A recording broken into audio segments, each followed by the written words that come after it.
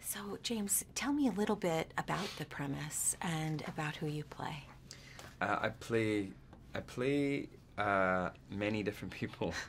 I play a group of people that all share a body.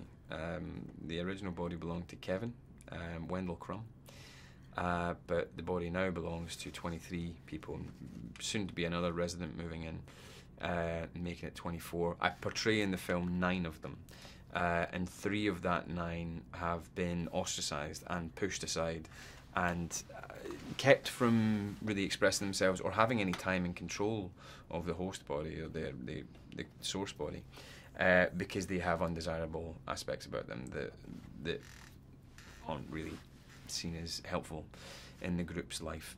But they manage to exert control and take over, and they come back with a whole new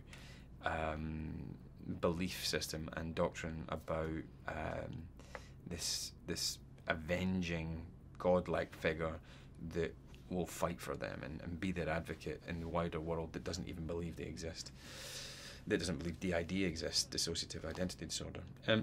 So they come out and they've got this whole plan which is meant to empower and allow this new figure to emerge, which involves significantly harassing 3 young women.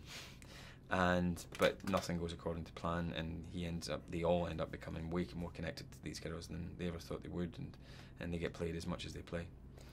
When you first read the script, tell me about your reaction. I was confused, like the audience, and then I was enlightened, and then I was confused again at something else, and then I'd be enlightened again, and then I'd turn 5 more pages and I'd be confused again, then I'd be enlightened. And I think what Knight does really brilliantly is he answers every question with another question. So you have it answered, but there's just another mystery that's going to take another. And the whole movie is like that, which I think is brilliant storytelling. So when I got to the end of the script, I was in. I called him and I said, if you really want me to do this, I really want to be in it. The opportunity to get to play one of these characters would have been amazing, because they're all really interesting characters. But to get to play 9 of them was a lot, and it was going to be difficult, and it was going to be tight to get that amount of work done and get myself ready for shooting, because I got the job fairly last minute. But the opportunity to get to play all those guys was mouth-watering.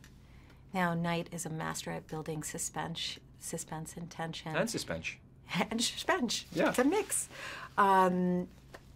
Talk about how unique he is as a director. He's one of the few people I've worked with that is committed to the vision, the original vision he has in his mind, and doesn't really want that to alter too much during the filming process. So you end up in a situation where the thing that you read months before you see the final film is pretty much exactly what you see in the final film. The editing process isn't there to like rejigsaw the entire movie and turn it on its head. The filming process isn't there to go like, oh, what is this scene? I don't know. Should we just... Oh, that worked. Whatever you did, that worked. It's not what we originally thought, but it looked cool, so that's cool. None of that. It was getting exactly what he wanted on the page, and it shows a lot of commitment to his unique storytelling and his original storytelling, which is something that's fairly rare these days in the film industry. There's not a lot of original stories being told. So everything that's got an existing brand name almost, you know.